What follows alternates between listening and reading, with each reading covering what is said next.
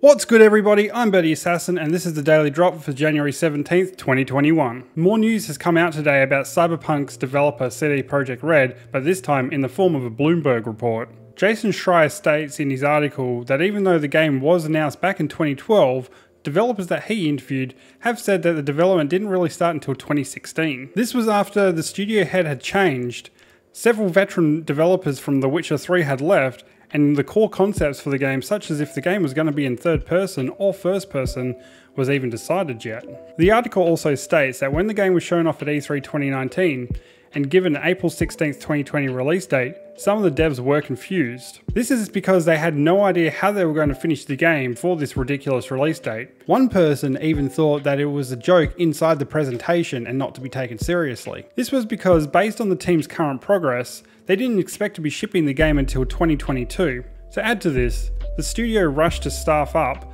and in doing so, they got the wrong people for the job and didn't hire enough people for the workload expected to be done. Apart from hiring people that weren't right for the job, there were also a number of language barriers.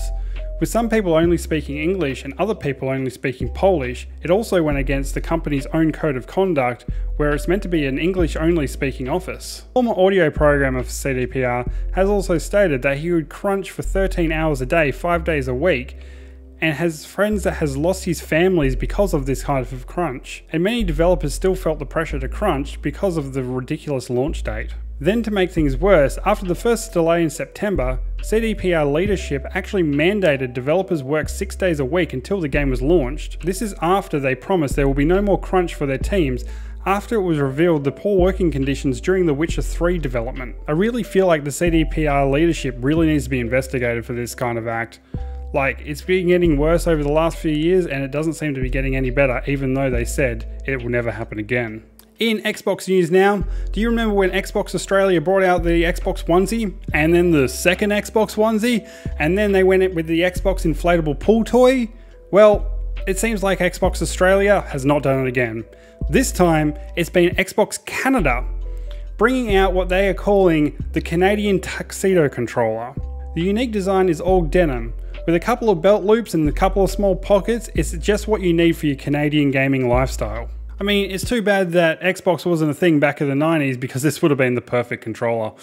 And finally, in PlayStation news, Sony has showed off a video at CES 2021 of upcoming games running on the PlayStation 5 as they normally would. In this fine print that you would normally see on any type of PlayStation video was a number of upcoming games, but it had unannounced information on them. This information included a delay for Capcom's new game Pragmata and a release window for Projekt Red, which is meant to be a PlayStation 5 exclusive. It was a bit strange to have this happen with so much unreleased information in the fine print, as well as January being misspelled at the end of the Hitman 3 section.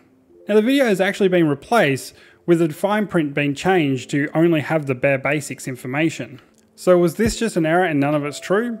Or is it all true and Sony just hoping no one noticed that the intern can't spell January, let alone follow instructions? And that's all we have time for today. Don't forget to go to gamerfuel.com.au, use code birdyassassin to get 10% off your order. Please, if you like this video, don't forget to hit that like button and maybe even subscribe for daily updates. Until then, don't forget to stay safe and keep gaming. I'll see you next time.